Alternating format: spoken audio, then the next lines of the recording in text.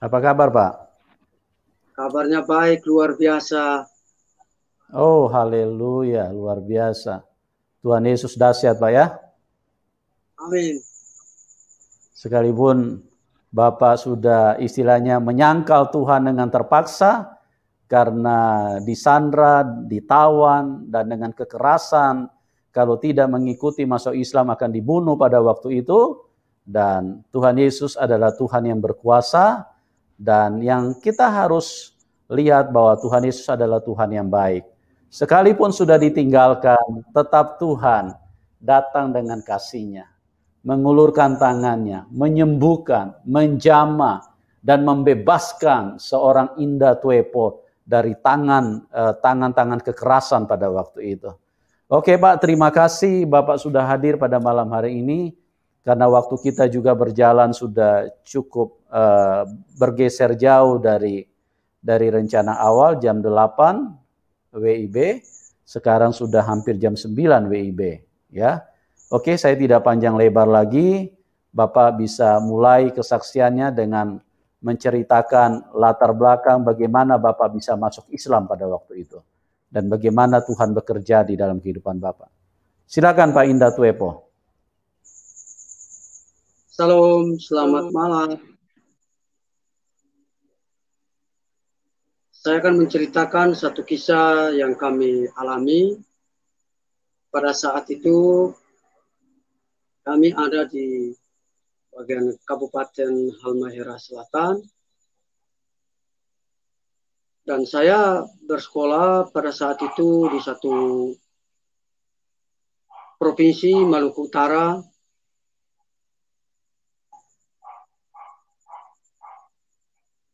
Dan tiba-tiba malamnya orang tua kami menjemput bahwa akan terjadi konflik kerusuhan di bagian Maluku Utara. Sehingga saya dijemput malamnya dengan kapal. Hanya saya dibawa pulang perjalanan sekitar 6 jam.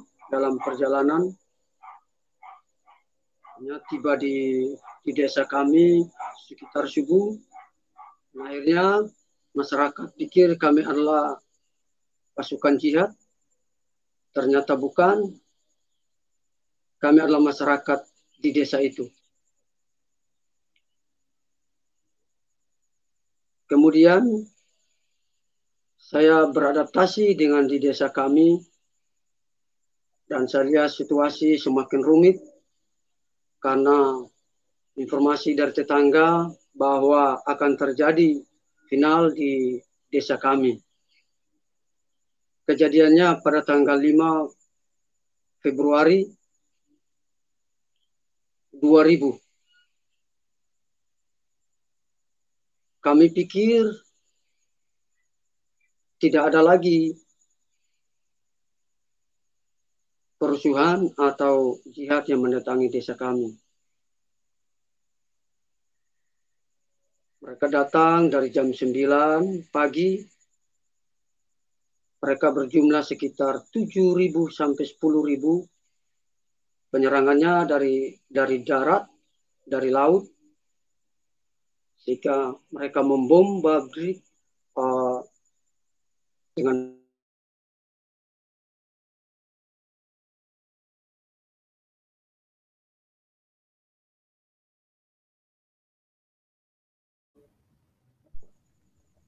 Halo. ya. Jadi ada juga sebagian dari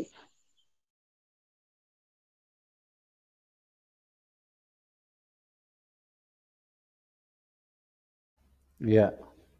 Halo Pak. Ya teman-teman, ini sinyal agak agak ini ya. Ya ya, bagian Pak bisa dengar? ya bisa dengar. Ya Pak, tadi Bapak punya suara sempat hilang, bisa diulang sedikit Pak? Jadi kami diserang dari setiap penjuru. Tadi semua kabupaten, kecamatan, provinsi, jadi seluruh tetangganya pasukan jihad itu menyerang desa kami. Sehingga sampai jam 12 siang mereka membom semua rumah-rumah kami dan gereja-gereja kami hancur. Pertahanan itu sampai jam 7 malam. Kami banyak yang korban dari desa kami, 36 orang. Dan banyak yang meninggal itu yang umurnya 1 tahun, 2 tahun, dan orang sudah lanjut usia. Dan tetangga sebelah juga yang bergabung dengan kami, mereka meninggal. Jumlah totalnya 172 orang yang meninggal pada saat itu, korban. Jadi pada saat itu masyarakat banyak lari di rumah. Ada yang masuk 10 sampai 15 orang. Ketika jihad itu membuang bom, mereka mati di dalamnya, hangus terbakar. Hanya sampai kejadian sampai jam 7 malam kami mengungsi ke hutan. Dan setelah kami tinggal di hutan sekitar 3 bulan, dan keesokan harinya saya dengan masyarakat turun di desa kami dan kami mengumpulkan setiap korban yang ada. Jadi korban yang berjumlah 172 orang itu kami kumpul di tempat tampungan air. Dan sambil kami mengangkat, pagi-pagi ada serangan dari laut. Mereka berteriak, Allahu Akbar, Allahu Akbar. Kalau kalian tidak menyerah, kami akan habisi kalian dan kami akan bunuh. Dan akhirnya kami yang tadi mengangkat mayat korban yang bergetar kami tinggalkan karena ada serangan dari laut. Sehingga tertunda pengumpulan mayat. Lalu mereka berteriak lagi, kalau jika kalian tidak menyerah, kami akan membunuh kalian. Akhirnya saya orang yang pertama yang mengangkat bendera putih, tandanya menyerah. Sehingga mereka memberikan kami kebebasan untuk mengangkat setiap korban. Singkat cerita, setelah kami mengangkat korban selesai, saya merasa trauma melihat kejadian anak-anak kecil itu dibunuh seperti ayam, seperti binatang. Lalu saya sambil nangis mengangkat setiap korban yang ada, termasuk om saya, keluarga saya, semua meninggal. Dan akhirnya mereka katakan, kami akan datang kembali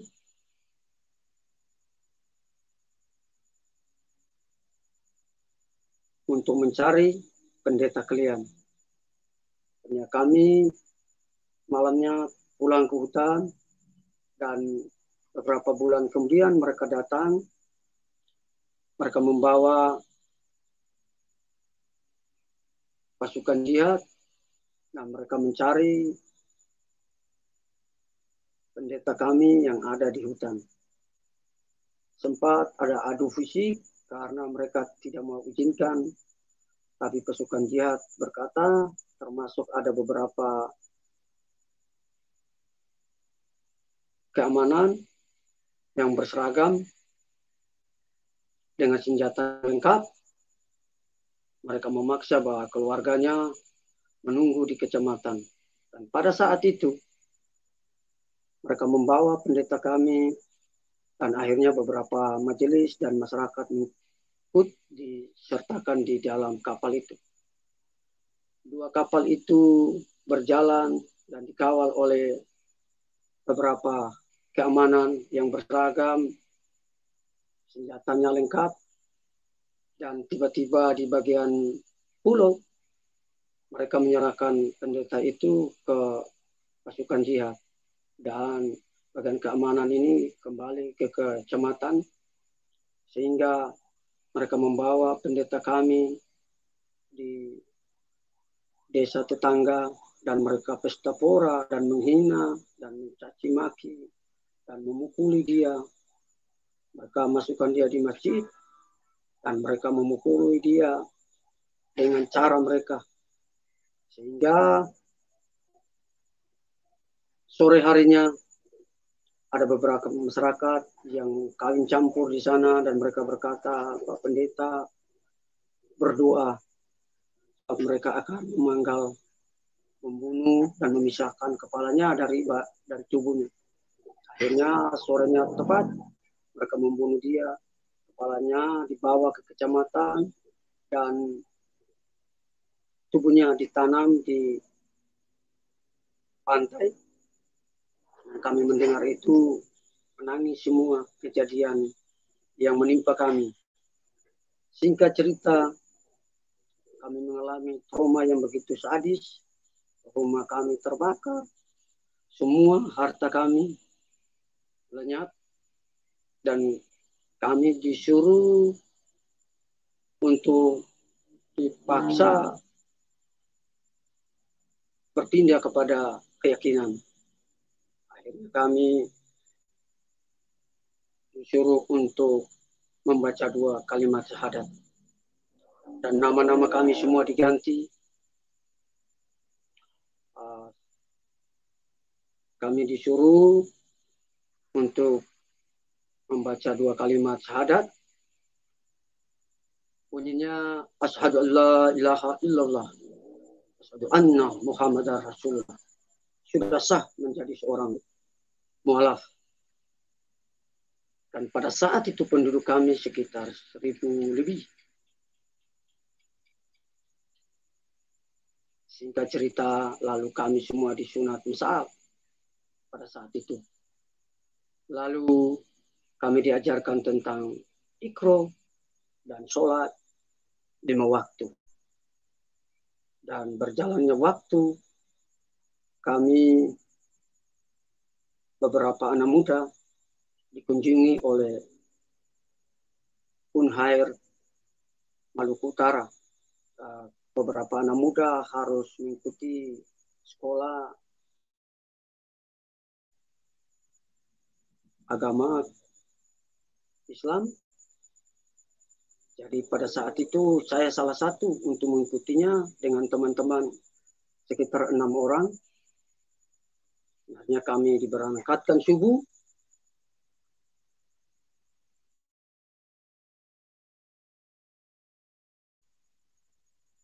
Di provinsi Maluku Utara, posko pasukan jihad. Lalu sekitar 3 bulan kami ada di situ.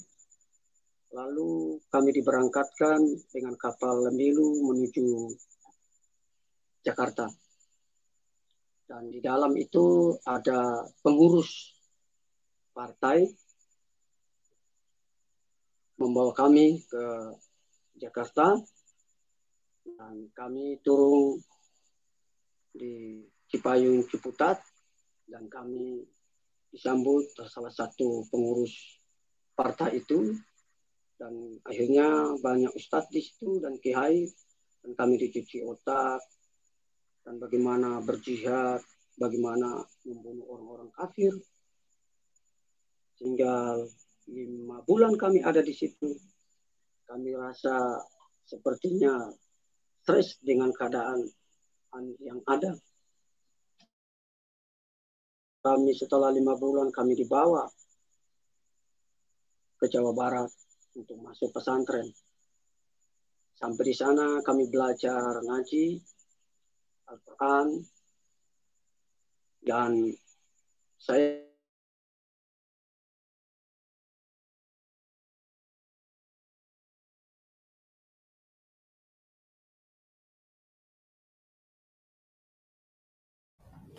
Halo. Halo. Halo.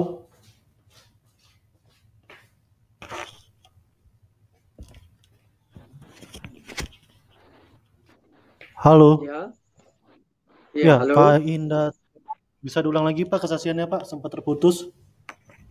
Iya, akhirnya kami dibawa ke pesantren untuk melanjutkan mempelajari agama mereka, sehingga beberapa bulan kami tidak betah dan akhirnya saya minta pindah. Pertama saya minta pulang, ada beberapa orang minta pulang, kami di pesantren terlalu begitu ketat dan makanannya secukupnya sehingga ada yang minta pulang. Tapi di pesantren itu para ustadznya mengatakan bahwa kalian tidak bisa pulang. Kalau kalian pulang, ya kami akan membunuh kalian karena kalian adalah utusan-utusannya. Singkat cerita, akhirnya kami bisa cari jalan dan kami bisa ketemu teman, sahabat yang ada di situ dan mereka memberikan alamat, kalian kalau pergi turun naik bis dari Jawa Barat menuju terminal Selipi, dan akhirnya kami ikuti petunjuk itu.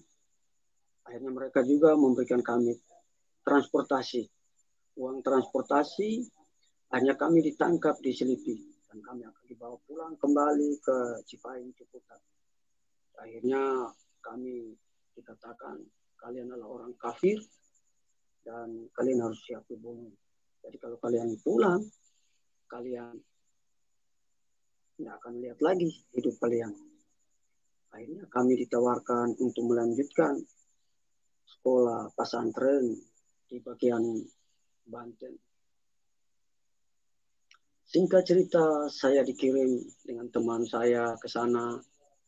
Akhirnya sampai di sana, saya beradaptasi walaupun tidak cocok, tapi saya berusaha untuk jadi cocok karena tinggal di pasaran itu tidak mudah. Harus ada aturannya, harus bisa baca dan belajar banyak, dan makanannya tahu, tempe, dan lain-lain sebagainya. Dan saya tugasnya setiap hari ngaji, kemudian dakwah, baca Al-Quran, dan ajan.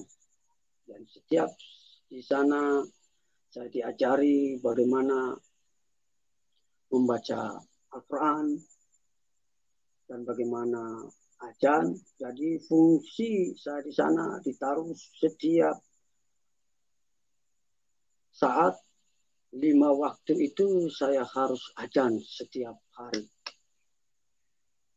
Jadi maghrib, kalau saya lihat sudah maghrib, saya sudah mulai ambil al-wudu dan saya mulai pakai pecinya dan saya mulai ajan.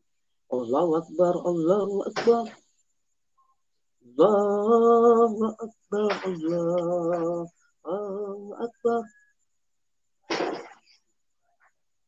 Asyhadu an la ilaha illallah. Asyhadu an la ilaha illallah.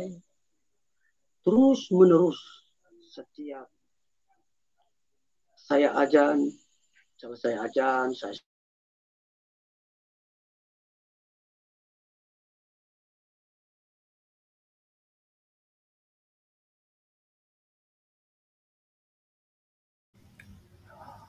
Halo, halo,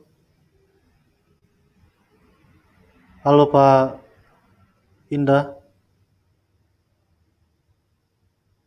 Ya, sebentar teman-teman. halo. Ya Pak, bisa diulangin lagi Pak yang pas Bapak tadi ajan itu Pak? Keputus. Ya, jadi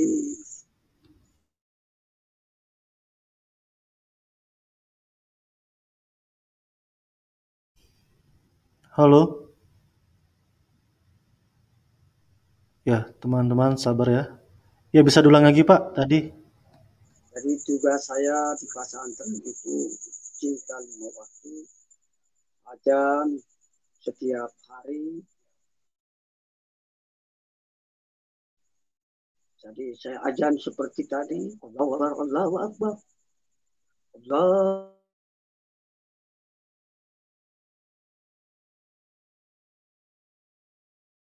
illallah. Terus menerus. Saya ajan selesai dan saya saf di belakang. Dan saya mengikuti sholat.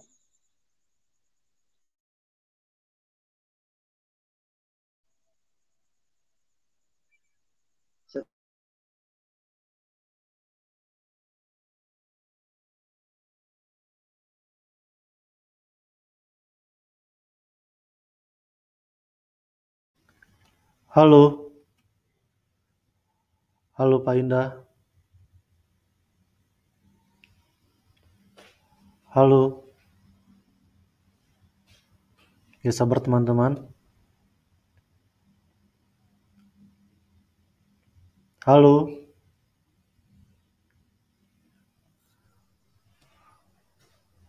halo. Ya, Pak Indah bisa diulangi lagi? Yang tadi? Ya, jadi tugas saya yang di pesantren, saya harus menjaga 5 waktu. Jadi setiap waktu maghrib, asar, isya, kemudian zohor, asar, kemudian subuh, itu harus tepat. Saya harus membacakan azan. Jadi saya melakukan dengan setia. Hanya muncul di testa saya itu di sini warna hitam karena saya setiap hari perhatikan 5 waktu. Dan siangnya kami dakwah bersama Kiai di satu tempat.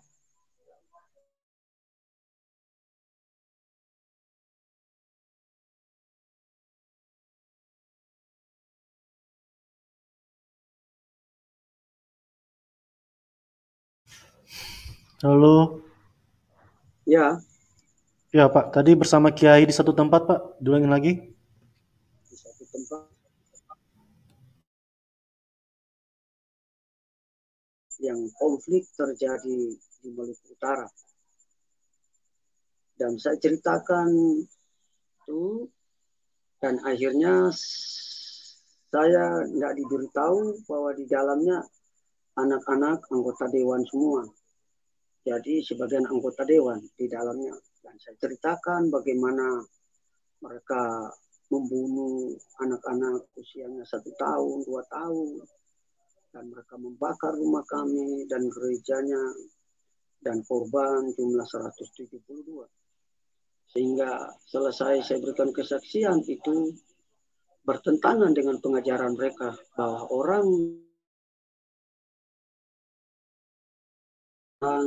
atau ingin berperang tidak bisa untuk dilawan. Tapi sebaliknya berbeda dengan di lapangan. Akhirnya mereka nangis semua. Pada saat itu saya lihat mereka yang hadir sekitar 300-an orang. Dan mereka nangis. Mereka katakan, kenapa Kiai itu pengajaran kita berbeda? Kenapa anak-anak yang usia 1 tahun, 2 tahun dibunuh seperti itu? Dan orang-orang usia lanjut dibunuh. Dan mereka minta saya klarifikasi. Saya bilang, saya tidak tahu jihad itu dari mana yang datang. Lalu mereka memaksa saya, katanya, kamu bilang saja bahwa itu jihad itu dibayar dengan uang palsu. Dan saya katakan, saya tidak bisa mengklarifikasi karena saya tidak tahu orang-orang itu dari mana. Dan akhirnya mereka sendiri klarifikasi. Dan beberapa dari pesantren itu datang. Mereka minta gimana. Sampai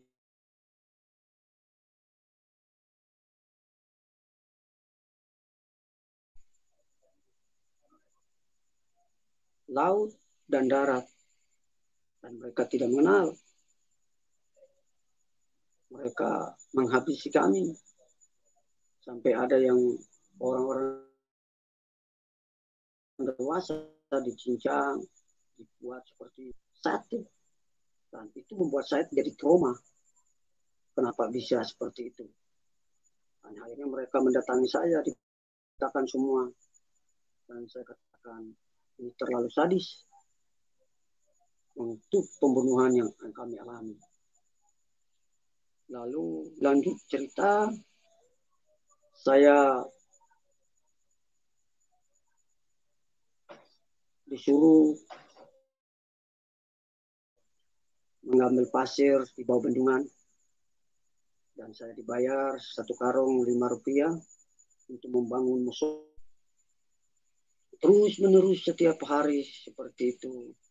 Lalu tugas saya ajarnya saya tidak lupakan.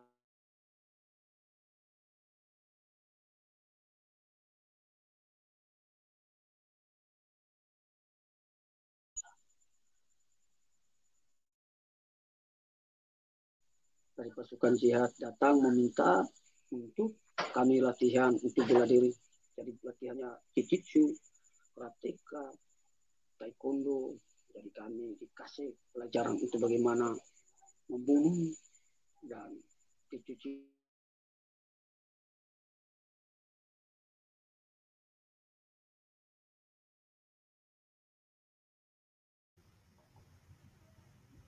Halo, halo.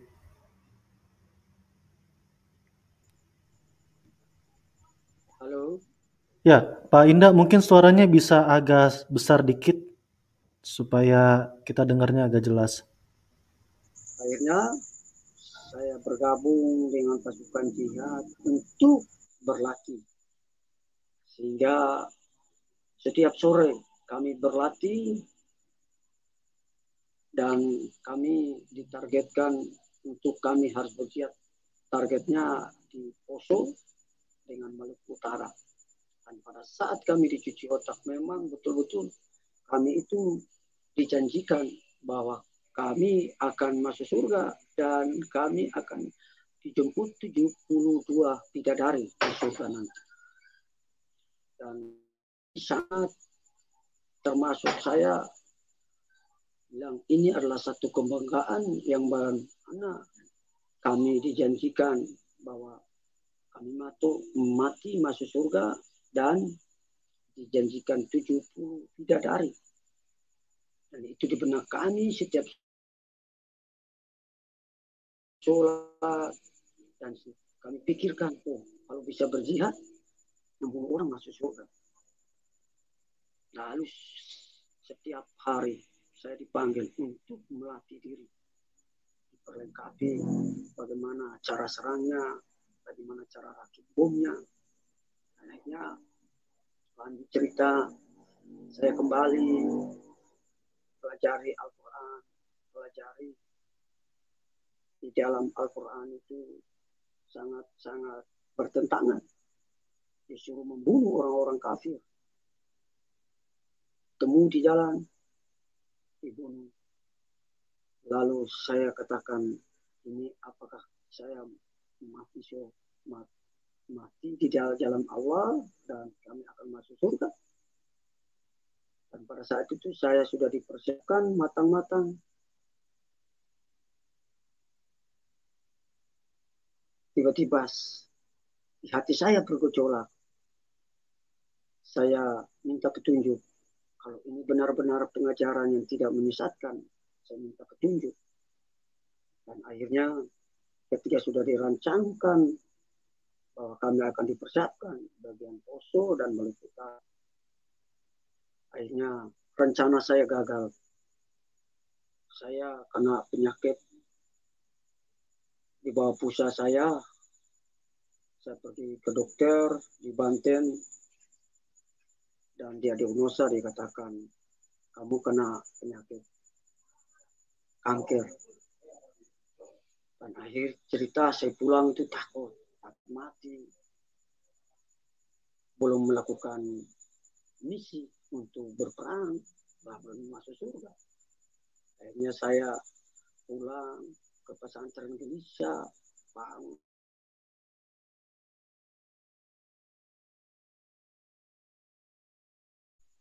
Lalu sholat saya itu sudah tidak lurus lagi, azan pun tidak lurus lagi. Jadi saya harus sedikit bongkok seperti orang yang umurnya 80 tahun, 90 tahun. Karena di bawah pulsa itu tarik-menarik. Akhirnya saya cek kembali ke dokter, dan dokter katakan, kamu buat doa dan hanya mujizat yang bisa menyelamatkan kamu. Saya pulang itu tambah kacau pikiran. Makan pun sudah nggak selera, karena pikir kematian akan menjemput. Lalu saya pelajari 25 nabi. Nabi ke-24 Nabi Isa Shallallahu Alaihi Wasallam, dan Nabi terakhir adalah Nabi ke-25 adalah Muhammad Shallallahu Alaihi Wasallam. Dan saya lihat di Al-Quran adalah membuat mujizat adalah Isa Al-Masih. Dan saya bilang ini Tuhan orang Kristen. Lalu 3 hari saya sholat maghrib, saya ajar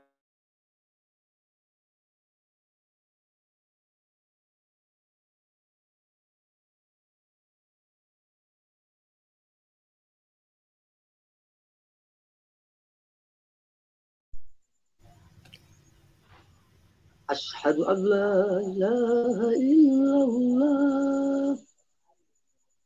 Asyhadu an la ilaha illallah. Hayya 'alas salah. Hayya 'alas salah. Hayya 'alal falah. Hayya 'alal falah. Allahu Akbar, Allahu Akbar. La ilaha illallah.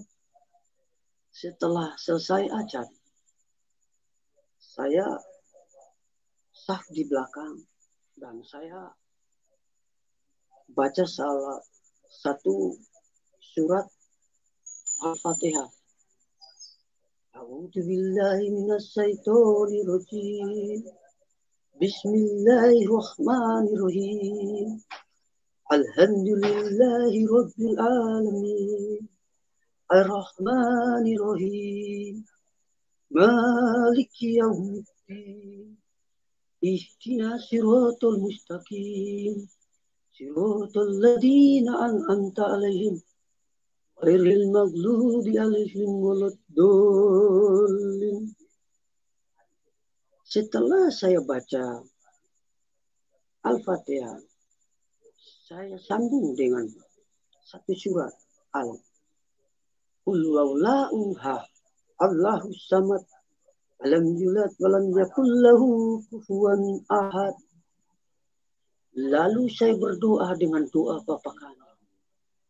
Di dalam saat itu saya berdoa dalam hati, Bapa kami yang di surga, dikuduskanlah namamu, datanglah kerajaan, jadilah kehendakmu. Jika engkau menyembuhkan aku akan mengikuti engkau selama-lamanya.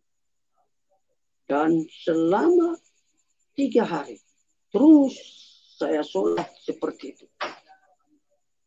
Dan pada saat saya baca 2 kalimat syahadat, mulut saya salah ucap. Lalu saya sebut asyhadu an la ilaha illallah. Asyhadu anna Isa Rasulullah. Aku bersaksi bahwa tiada Tuhan selain Allah. Dan aku bersaksi bahwa Isa Al-Masih adalah utusan Allah. Dan pada saat itu saya ucapkan berkali-kali. Sampai 3 hari berturut-turut. Lalu saya sipkan doa Bapa kami. Lalu di hari yang ketiga saya sholat subuh.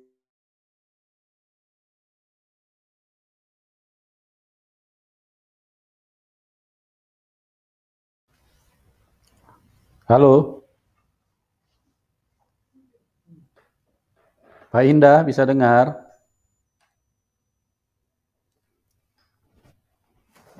Pak Indah.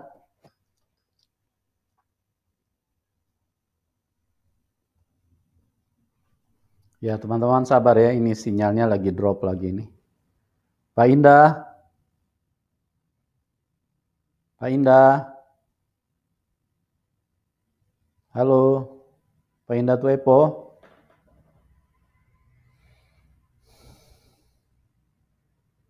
Pak Indah Tuepo. Ya, terputus. Nanti kita sambungkan lagi ya. Sabar teman-teman. Ini sinyal memang agak terganggu hari ini. Khususnya di tempat narasumber.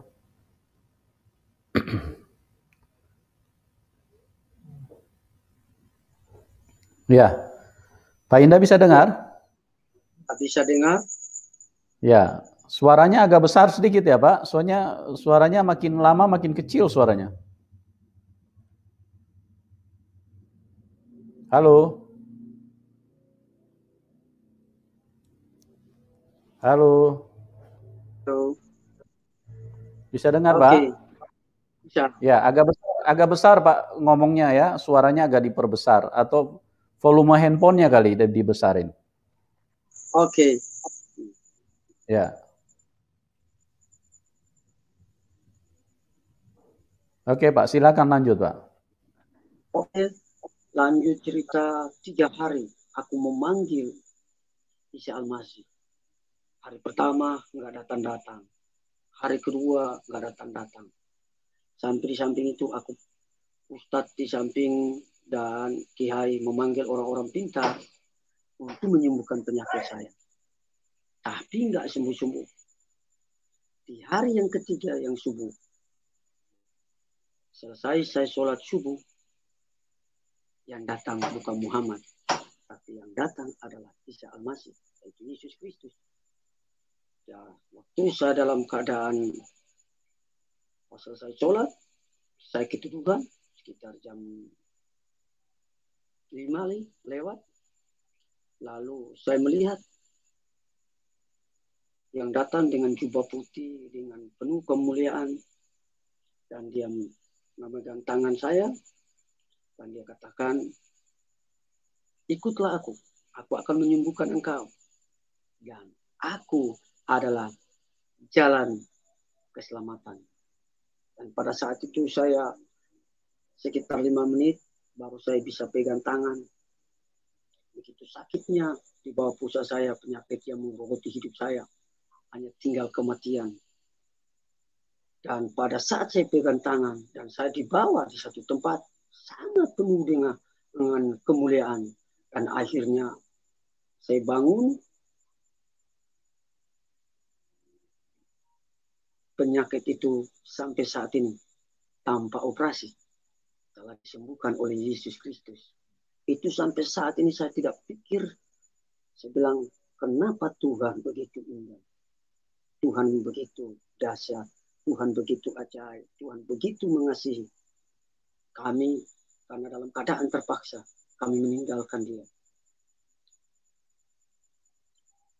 Jam 6 tepat, saya saking gembiranya, saya berteriak-teriak di pesantren dan sekitarnya, Kiai, Ustadz, saya katakan, Isa Al-Masih telah menyembuhkan saya.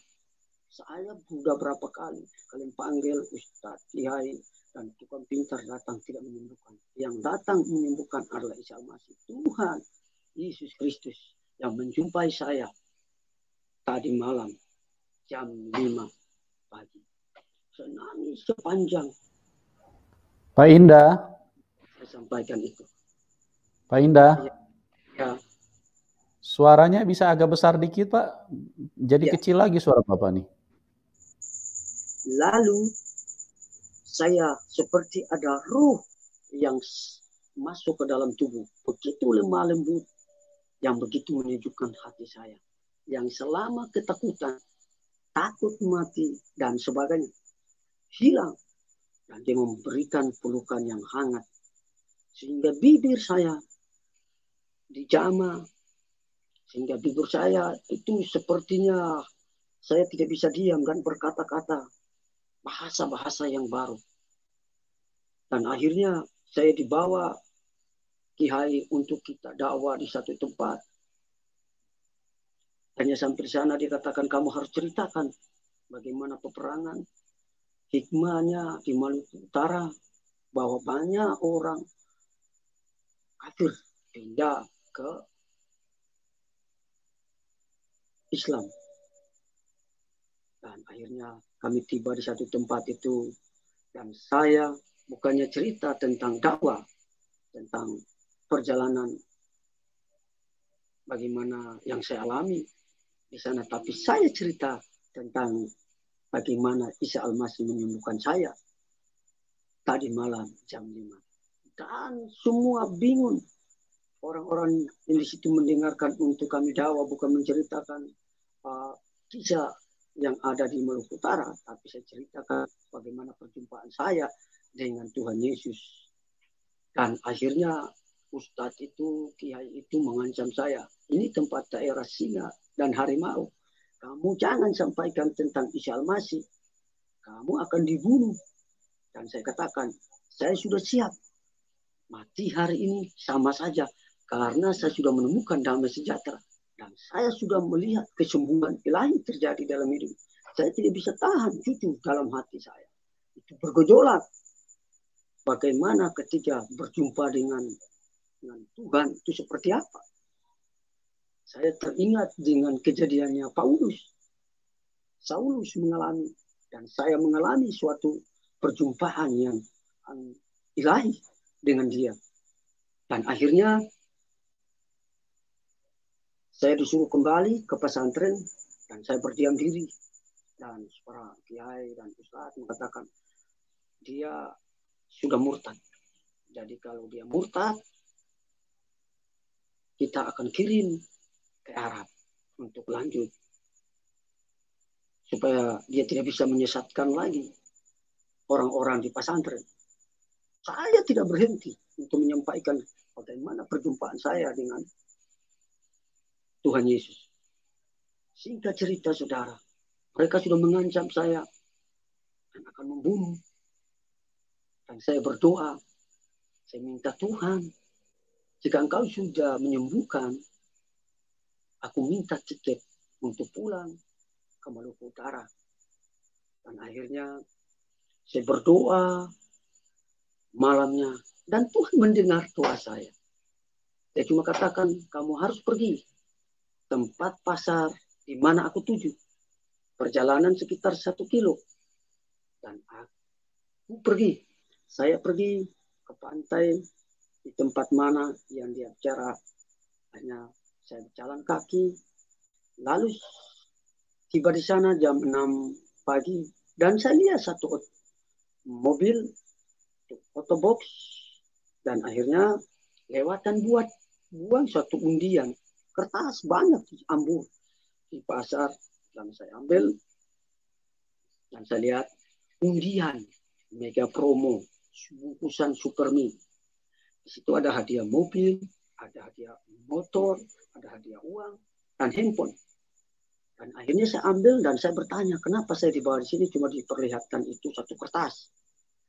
Dalam perjalanan pulang, saya coba kotak dan saya buang. Dan suara itu datang di telinga saya. Ambil dan ikut. Saya bilang, lalu kalau saya ambil, saya ikut di mana bungkusan Supermi. Dalam perjalanan, sambil menangis, mencucurkan air mata, tiba di pesantren. Lalu saya sholat, belajar Al-Quran. Dan malamnya saya berdoa. Dan akhirnya Tuhan perlihatkan suatu tempat bungkusan Supermi yang sudah begitu lama di tempat sampah. Tidak ada petugas sampah untuk membakarnya. Dan saya diperlihatkan semua. Saya diperlihatkan seperti skenario. Tempatnya ada di sini. Pagi-pagi betul saya bawa karung 2 yang besar. Dan akhirnya saya tanya di supir angkut, saya bilang, tempat ini kamu tahu? Dia bilang, aku tahu. Akhirnya saya diturunkan di tempat ini dan saya lihat sesuai apa yang diperlihatkan semalam. Di depan itu, sekitar 6 sampah yang pon penuh dengan bungkusan supermi. Dan tapi bungkusan supermi sudah berulat, kan sudah lama. Hanya saya ambil dan saya cuci di pantai yang lebih saya bingung juga ketika saya cuci di pantai. Tuhan kirim malaikat yang saya kasih nama malaikat dari Australia. Dia datang dan dia tanya, kamu berasal dari mana? Dan saya katakan, di bagian Maluku. Dia katakan Maluku. Karena bahasa Indonesianya belum lancar. Dan dia katakan nama saya ini. Lalu dia bawa saya ke satu restoran. Dan dia traktir saya makan nasi goreng yang selama saya tinggal di pesantren tidak sama seperti yang saya pernah rasakan.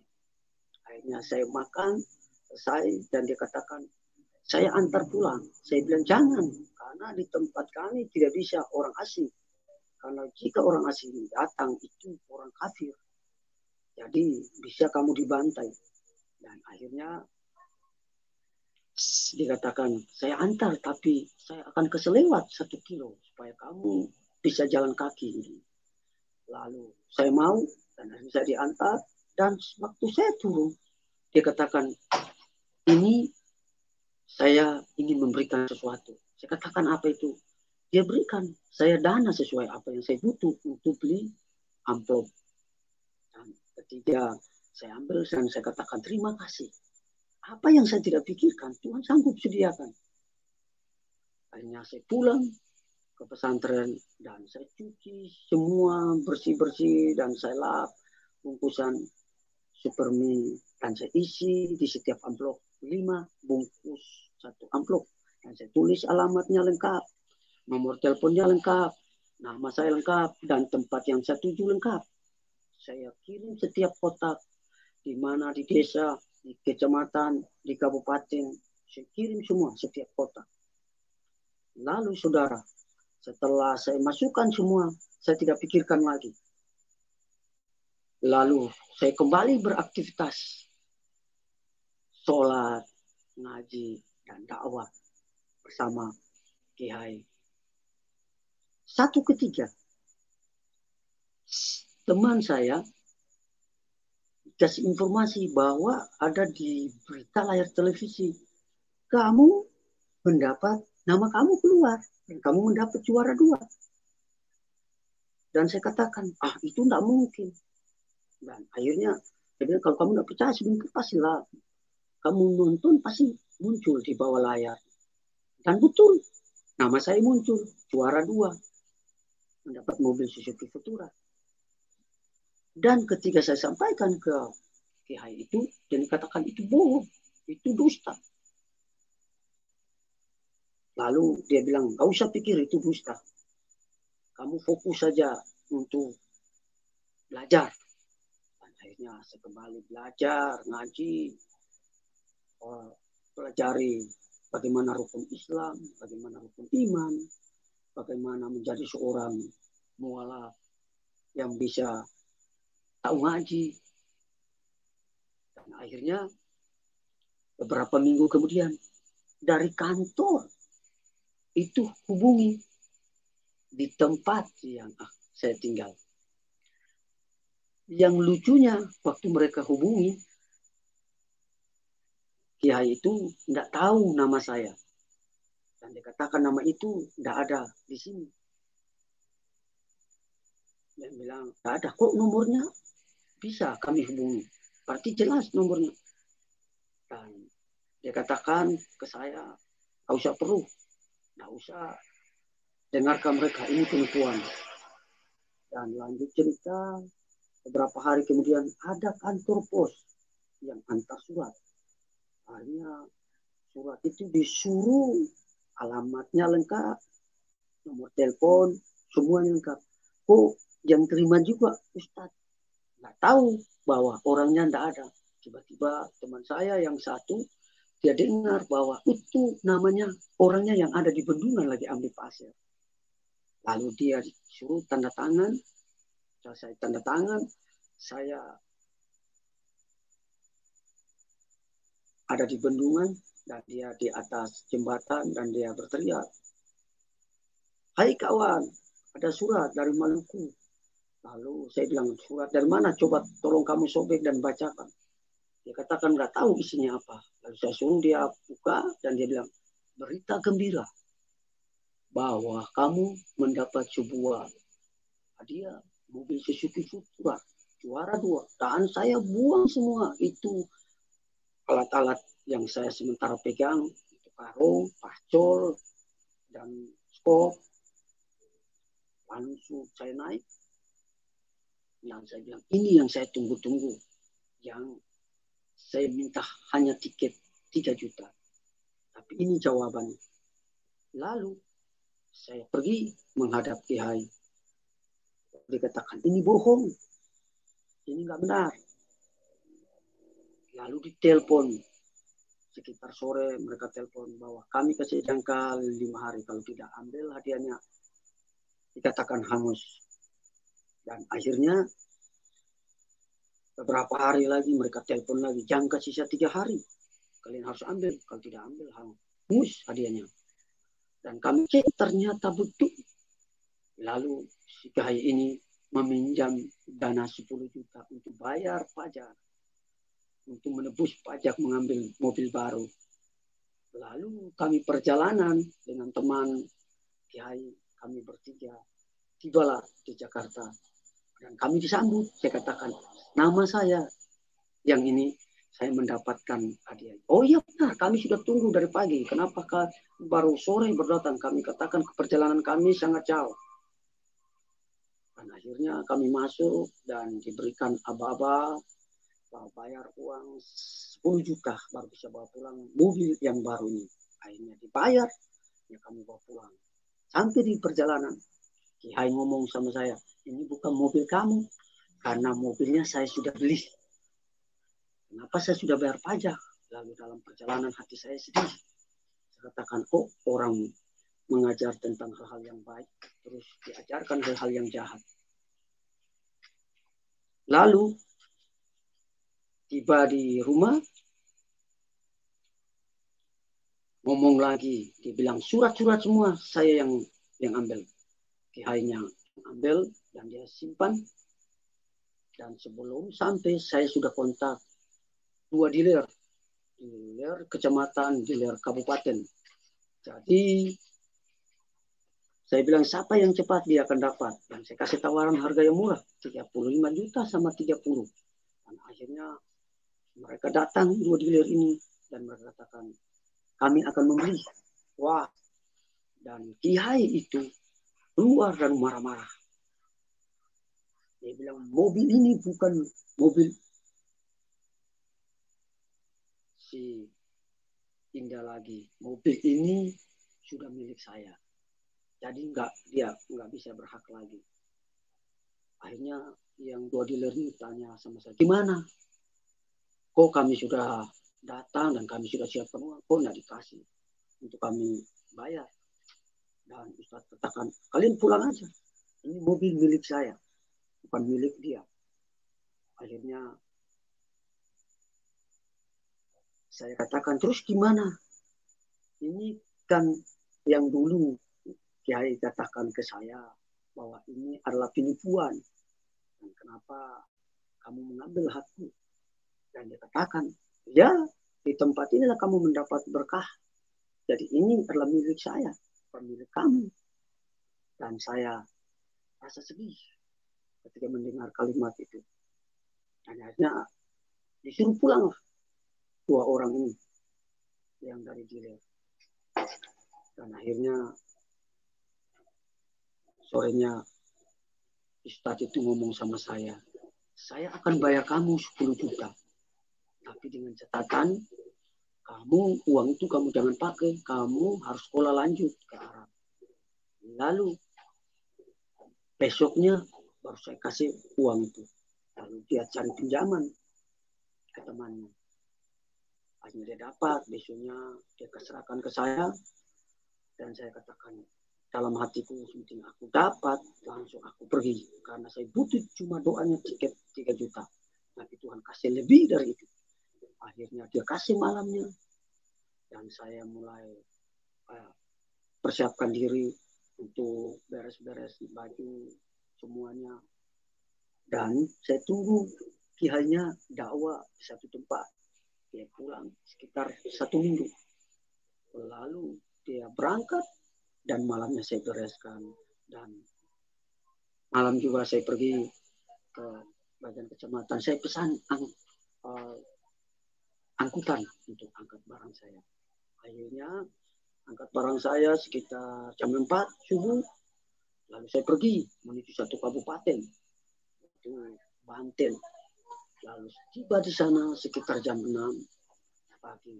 Dan akhirnya saya dicek di bagian pesantren, saya tidak ada lagi. Dan mereka kasih info, suruh blokir semua setiap terminal. Mereka cek di setiap pesantren, tidak ada. Lalu saya dikatakan, sudah kabur. Dan di dalam bis itu saya mengalami ketakutan dengan beberapa teman. Akhirnya saya lihat pasukan putihnya mulai naik di bis dan mereka katakan, kamu namanya ini. Lalu aku diam. Lalu ditanya teman saya, kami diam. Jika didapatkan hari itu kami akan mati. Mereka katakan, bunuh saja orang seperti itu. Lalu kami lolos dari kabupaten itu. Kami pindah di tempat bis yang lain. Kami menuju bis yang lain dan kami naik menuju terminal rambutan. Di waktu tiba di terminal rambutan, lebih sadis lagi. Semua pasukan putih menunggu dan mereka naik setiap bis. Yang pikirkan saya lagi pikirkan kalau mereka membawa foto saya dengan teman saya, mampus, kami akan dipanggal dan kami akan dibunuh. Ternyata nggak ada foto. Akhirnya ditanya, dalam keadaan kami ketakutan dan kami berdoa pada posisi itu. Kami berdoa, Tuhan butakan mata mereka. Tolong kami selamatkan. Jadi waktu mereka tanya, bukannya tanya kami, tapi ditanya orang belakang. Kami renungkan kami seperti angin yang dilewati. Nah, itulah pertolongan Tuhan yang menutupi mata mereka. Dan kami lolos. Nah, kami melanjutkan perjalanan tiba di Tanjung Priok. Sampai di sana kami nginap 1 bulan. Dan saya kontak di pesantren bahwa kami sudah ada di bagian Maluku Utara. Dan akhirnya mereka kontak Maluku Utara. Siaga tangkap mereka jika dapatkan. Bunuh aja mereka. Karena mereka kabur dari pesantren.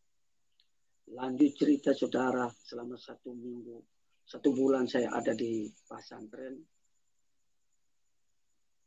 Maaf di Tanjung Priok. Saya itu gelisah. Gimana caranya saya bisa lolos naik kapal. Akhirnya kami dengan tim berdoa dan kami menunggu kapal Lambelu untuk menuju Maluku Utara. Kami naik di depan terminal pintu masuk. Semuanya berjejer pasukan putih gabungan. Dan mereka tanya. Dan saya katakan, ini kita tidak akan lolos. Tapi saya katakan teman, kita berdoa. Supaya mereka tidak bisa lihat kita. Tuhannya akan membela kita. Akhirnya satu persatu saya masuk duluan dan saya ditanya di depan mana KTP sama KTP-nya. Lalu setelah itu saya di depan, di belakang itu antrian. Lalu saya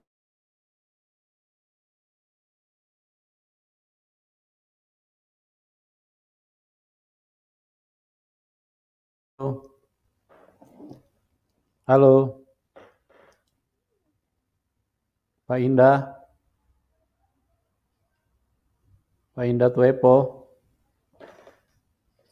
Ya, sabar teman-teman, ini sinyalnya lagi drop lagi. Pak Indah. Pak Indah Tuepo. Halo Pak. Ya, sinyal sedang menurun. Halo. Pak Indah. Iya Pak. Ya. Bapak diulangi Pak. Bapak nginap di Tanjung Priok selama 1 bulan ya. Diulangi Pak. Silakan Pak. Tadi Bapak punya suara hilang, sinyal Bapak lagi drop. Halo. di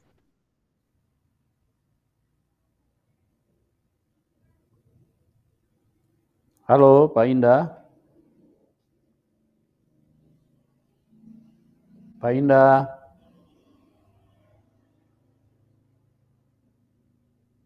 Teman-teman sabar ya. Pak Indah. Halo, Pak Indah. Ya, Pak Indah bisa dengar? Ya, kita keluarkan dulu, nanti baru ini, supaya bisa masuk lagi. Pak Indah?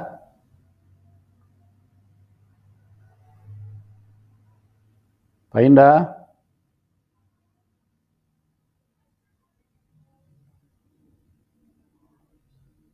Ya, kita lagi upayakan supaya bisa terhubung ulang, karena memang saat ini sinyal di tempat narasumber lagi tidak stabil ya. Kadang-kadang dia drop. Sudah sejak dari tadi sore kondisinya ini. Ya, Pak Indah? ya, maaf jaringan kurang bagus. Ya, oke Pak. Dilanjut tadi di Tanjung Priuk 1 bulan, terus bagaimana Pak?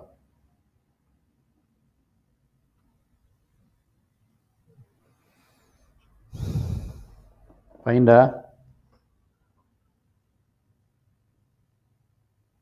Pak Indah?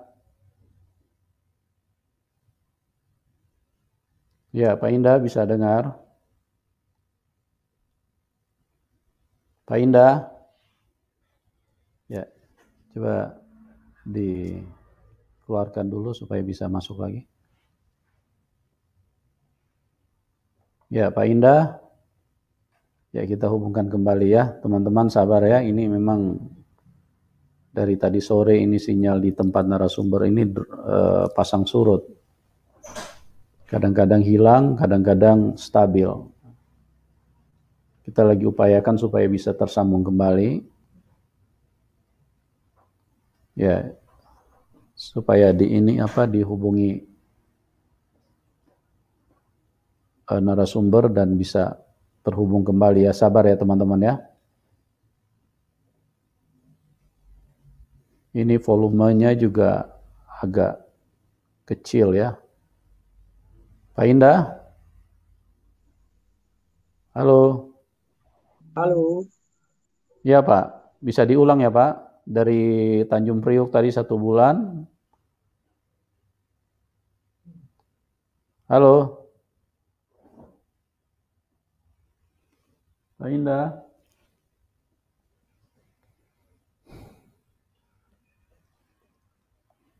Pak Indah?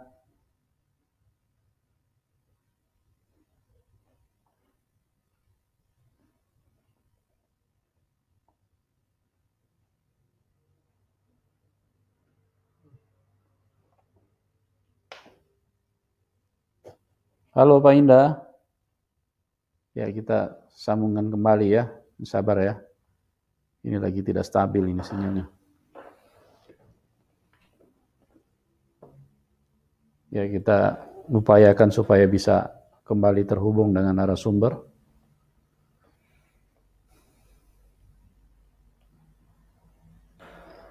Ya, yang namanya teknologi, produk manusia ya seperti ini. Kecuali produknya Tuhan yang tidak berubah.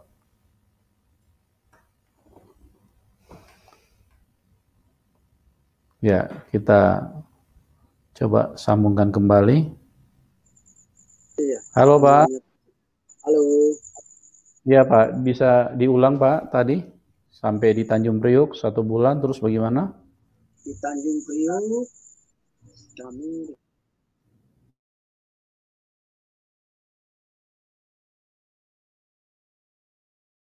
Nah, nggak stabil ya sinyalnya. Pak Indah, halo. Ya coba dikeluarkan dulu sekali lagi.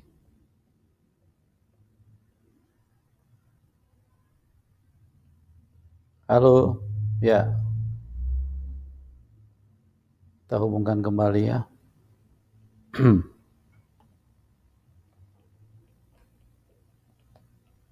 Halo.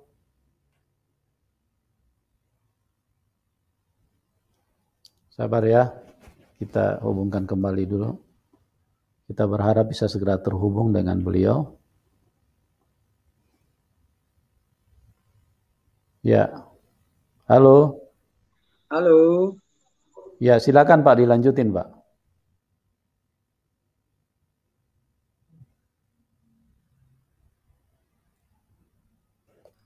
Halo.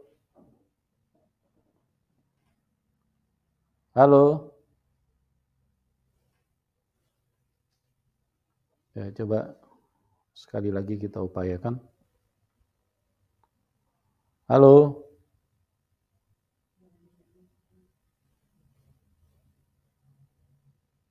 Ya, kita lagi upayakan, sabar ya.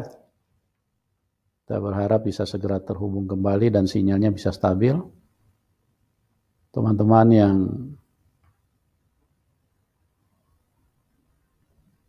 ya, halo.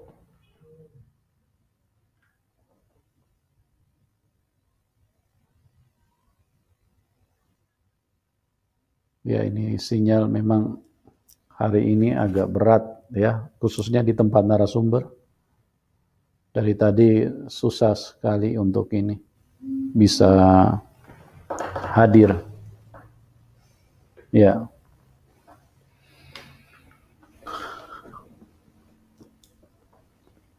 Ya, kita berharap bisa terhubung kembali.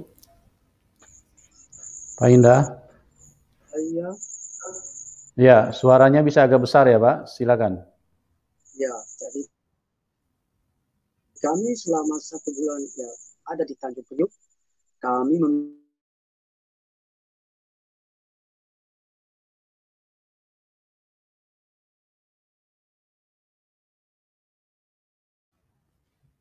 Halo.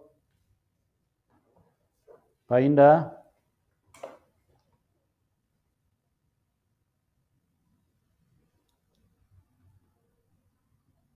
Ya, Pak Indah. Coba sekali lagi deh.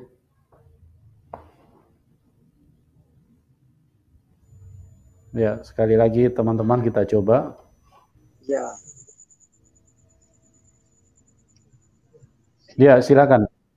Ya, jadi selama 1 bulan saya menginap di Tanjung Priok. Saya menunggu bagaimana cara untuk bisa lolos dari setiap pintu masuk untuk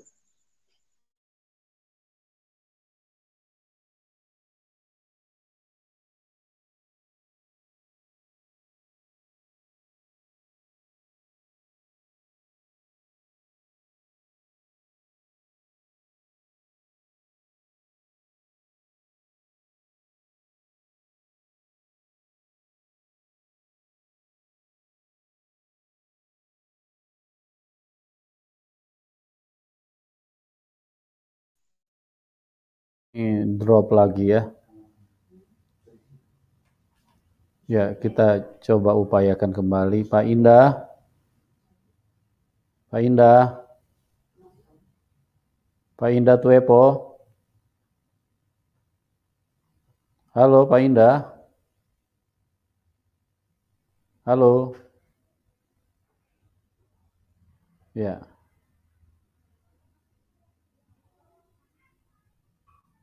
Kita coba hadirkan kembali.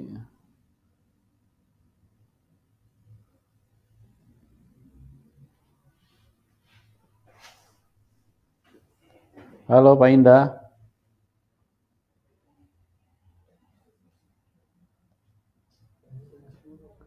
Ya, yang lain jangan masuk dulu ya. Karena kita lagi upayakan kepada narasumber dulu. Pak Indah.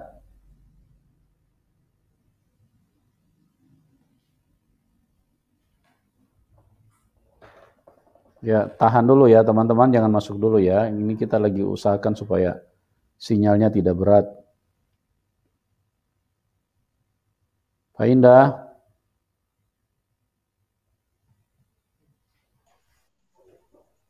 Halo. Halo. Ya, bisa dengar? Ya, bisa. Silakan lanjutin. Ya, pada saat itu kami memikirkan cara bagaimana kami bisa lolos untuk melewati setiap pintu masuk teman-teman, kami berdoa. Dan setiap kami masuk, pertama saya untuk masuk, terus di depan saya ada calon penumpang. Lalu setiap petugas menanyakan bahwa kamu namanya ini, dan dia katakan bukan, lihat tiket sama ini. Akhirnya saya bukannya ditanya tiket sama nama, tapi ditanya orang yang bagian belakang. Dan saya pikir saya ini seperti angin lewat. Tuhan yang sanggup membutakan mata mereka sehingga mereka tidak bisa melihat saya. Hanya teman saya juga sama seperti itu. Kami lolos dan akhirnya kami naik di kapal. Perjalanan 1 minggu. Tiba di Maluku Utara, kami ditangkap. Dan kami dibawa ke posko jihad. Sehingga teman-teman saya sudah selesai ditangkap. Di sekitar 1 minggu mereka bawa pulang ke kampung. Lalu saya ditahan. Lalu saya ditanya setiap pasukan itu. Ditanya, kenapa kamu melarikan diri? Dan apakah kamu siap mati? Dan saya katakan, saya belum siap mati. Dan dikatakan, apa yang kamu pelajari di pesantren? Dan saya katakan, saya sudah kuasai Al-Quran dan sudah bisa ngaji dan sebagainya. Dan saya bisa jadi membantu yang ada di musola di kampung kami di sana. Lalu dikatakan, apabila kamu ingkar janji atau kamu lari, kami akan bunuh dan keluargamu kami akan habisi. Akhirnya kami bikin perjanjian dan saya tidak lagi melakukan hal-hal seperti itu. Akhirnya saya diantar dalam satu speed itu mereka sangat banyak dan di dalam itu saya sudah mikirkan, saya mengalami ketakutan dan saya berdoa dan saya pikir nasib saya seperti pendeta kami dan akan ditebas batang lehernya dan badan saya akan dibuang di laut. Dalam prediksi saya seperti itu, tiba-tiba saya menangis di dalam speed itu. Akhirnya kami sampai di perjalanan sekitar jam 5 sore kami tiba di sana dan saya ngomong, keluarga saya itu tidak tahu bahwa saya itu anaknya dan saudaranya karena mereka tidak kenal lagi karena pada saat itu jenggotnya sudah banyak dan wajah saya sudah berubah. Dan akhirnya saya bilang, ini saya. Jadi semua mereka katakan,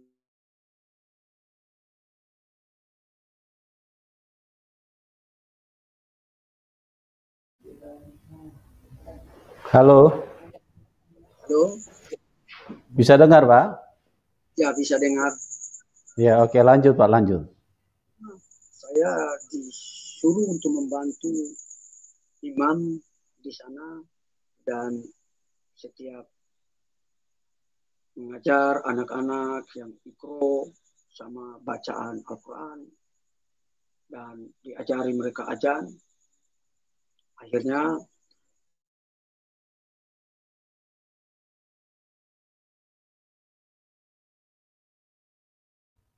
Pak Indah. Halo. Pak Indah. Pak Indah.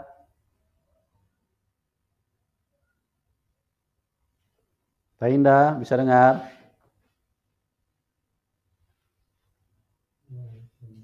Halo. halo, Pak Indah bisa dengar? bisa dengar. Pak, untuk saat ini kita cukupkan dulu, nanti kita sambung part 2 ya Pak. Ini kita masuk ke ruang diskusi aja ya, supaya Oke. apa? Ini karena waktunya juga sudah cukup larut ya. Kita beda lokasi waktu dengan Bapak. Jadi kita masuk ke diskusi. Nanti kita sambung besok ya Pak. Bapak punya ini Kesaksian Oke, Pak Indah Tuepo ini sangat luar biasa.